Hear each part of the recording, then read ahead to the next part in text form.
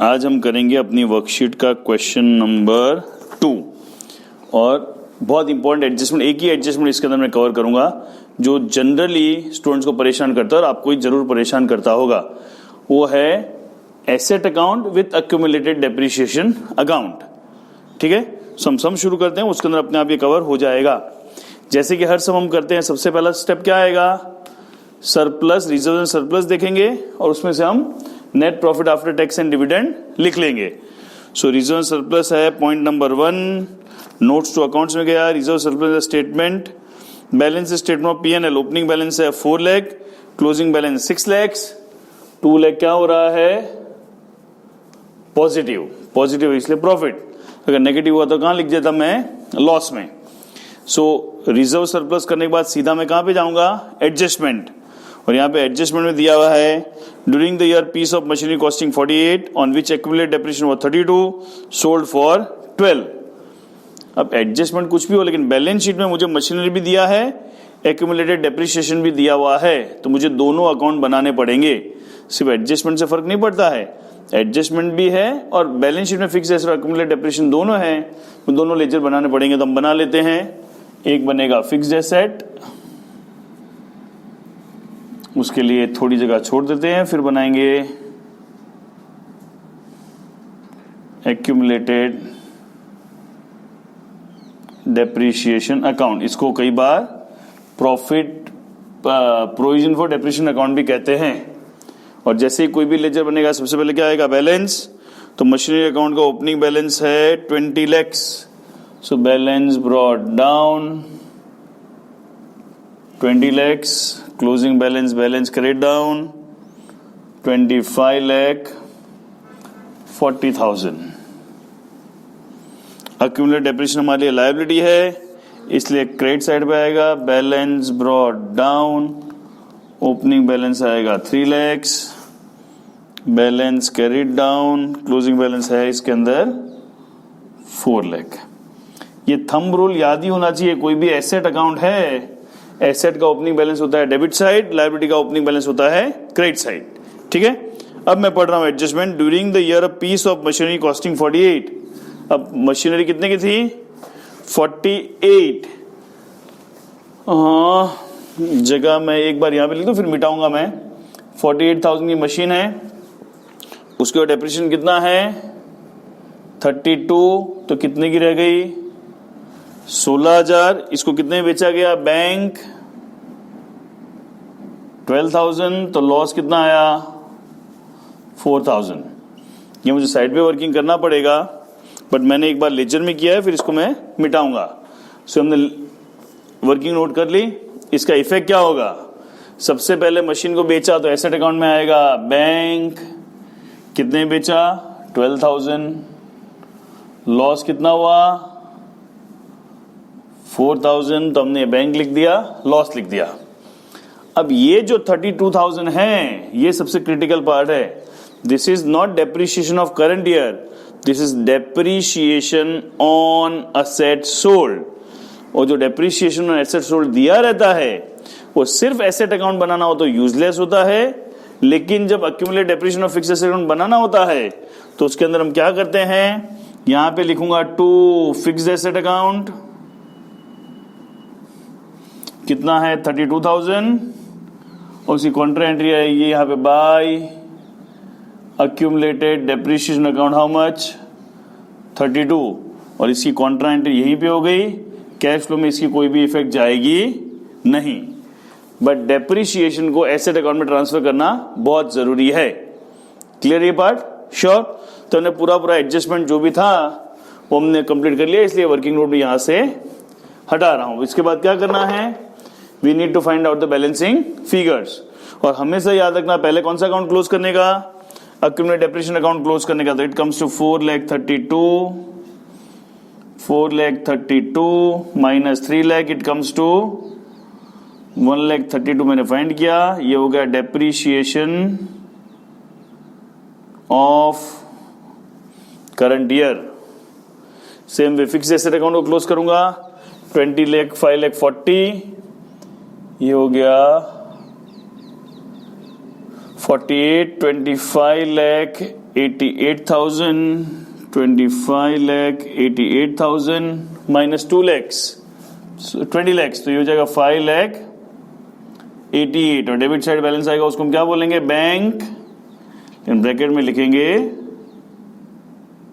Purchase. ठीक है, सो हमने लेजर एडजस्टमेंट कंप्लीट कर दिया। अब एडजस्टमेंट के लेजर की इफेक्ट दे देते हैं। ओपनिंग बैलेंस, क्लोजिंग बैलेंस कोई इफेक्ट नहीं, डेप्रिसिएशन कोई इफेक्ट नहीं, परचेस किया। Sale and purchase of asset कहां पे आता है, इन्वेस्टिंग में। Purchase of fix asset 5 lakh 88, और पैसा गया इसलिए नेगेटिव। सेल किया, उसे 12,000 रुपये मिले। सेल ऑफ फिक्स एसेट 12,000 पैसा आया। लॉस ऑपरेटिंग में आ जाएगा, loss on sale of fix asset it comes to 4,000। ये हो गया। इसमें ओपनिंग बैलेंस, क्लोजिंग बैलेंस से कोई इफेक्ट नहीं, इसकी इफेक्ट डेप्रिसिएशन। डेप्रिसिएशन भी कहां पे आएगा, ऑपरेटिंग में। Depreciation of fix asset 2,10,000। तो इस सब में जो सबसे इंपॉर्टेंट एडजस्टमेंट है, जिसमें ज्यादातर स्टूडेंट कंफ्यूज है, वो हमने कवर किया। वो कौन सा कवर किया है, fix asset and accumulated depreciation account. Clear है। सो एडजस्टमेंट खत्म, हम शुरू करते हैं बैलेंस शीट से। तो बैलेंस शीट में सबसे पहले है शेयर कैपिटल। ओपनिंग बैलेंस है 22 लाख, क्लोजिंग बैलेंस हो गया 24 लाख। तो ऐसे शेयर कैपिटल का बैलेंस कब बढ़ेगा, मैंने 2 लाख के शेयर इश्यू किए, तो फिनांसिंग में लिखूंगा issue of shares, how much, 2 lakh पैसे आए। रिजर्व सरप्लस हो चुका है। लॉन्ग टर्म बोरोइंग 3,40,000 का हो गया 4,80,000, तो 1,40,000 इंक्रीज हुआ। तो मैंने क्या किया होगा, लोन टेकन, हाउ मच, 1,40,000। ये सब पैसे आ रहे हैं, इंक्रीज हो रहा है बैलेंस, मतलब पैसे मेरे पास आ रहे हैं। उसके बाद है trade payable. So trade payable है वर्किंग कैपिटल में आएगा, तो ये मैंने लिखा ट्रेड पेएबल। लायबिलिटी की डायरेक्ट इफेक्ट रहेगी। 4,08,000 का हो गया 3,58,000। 4,08,000 का 50,000 क्या हो रहा है, डिक्रीज। तो कहां पे लिखूंगा, नेगेटिव में। उसके बाद है short term provision 1,54,000 opening balance, closing balance हो गया 1 lakh. So again 54,000 decrease short term provision. Then we come to the asset side. Tangible asset point number 2, तो मैं वापस गया नोट्स में, नोट्स टू अकाउंट्स में पॉइंट नंबर 2 टेंजिबल एसेट हम कर चुके हैं, machinery accumulated depreciation. Intangible asset goodwill, opening balance है 2,24,000, क्लोजिंग हो गया 80, तो कितना कम हुआ 20, 1,44,000 क्या हुआ, डिक्रीज। सो एसेट कम हो रही है, तो मैंने क्या किया होगा, बेचा होगा कि डेप्रिशिएट हुआ होगा। हमेशा जब भी एसेट वैल्यू कम होती है हम उसको क्या मानते हैं, डेप्रिशिएशन।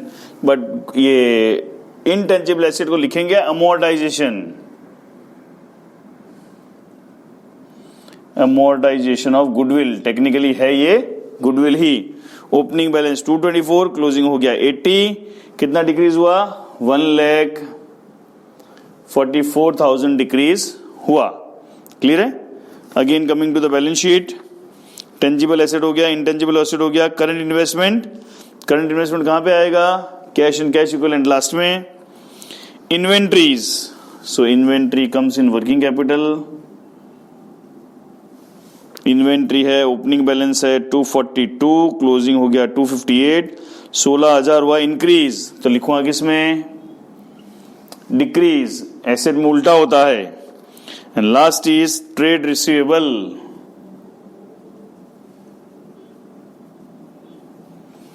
ट्रेड रिसीवेबल है, ओपनिंग बैलेंस है 2,86,000, क्लोजिंग हो गया 3,40,000, डिफरेंस तो 40 एंड 14, 54,000 हुआ इंक्रीज, तो लिखूंगा डिक्रीज, इंक्रीज हो रहा है तो उसको मैंने लिख दिया डिक्रीज में।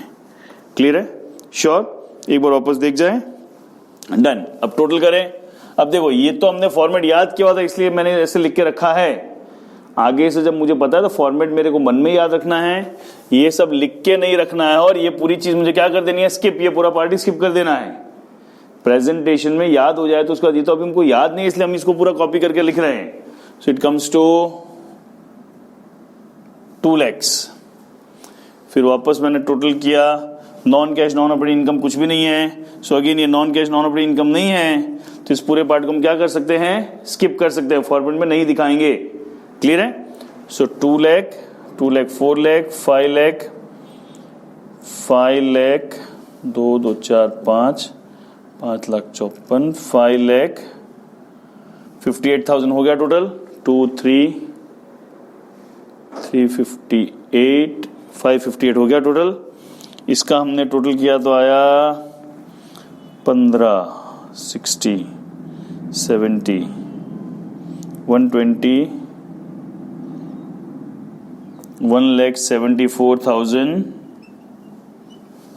Negative 5,58,000 minus 1,74,000 negative. तो मैं साइड पर टोटल कर लेता हूँ। 5,54,000 माइनस 174 0 15 में 7 जाएगा 8 3,80,000 आ गया। Cash flow before tax, tax नहीं है तो आउटर कॉलम 3,80,000। क्लियर है? Then comes cash from investing activity 588 minus 2 गया 586 576 नेगेटिव। यहां हो जाएगा 2 lakh plus 140 3,40,000 positive. So here we got A plus B plus C 380 plus 340 तो हो जाएगा 6 lakh 336 7,20,000 माइनस 5,76,000 11 में 7 जाएगा 4 1,44,000 क्या आ गया? A plus B plus C और 1,44,000 क्या है? पॉजिटिव। इसके अंदर ओपनिंग कैश है, करंट इन्वेस्टमेंट है 3 lakh और cash in cash 750। So 3 lakh plus 7,50,000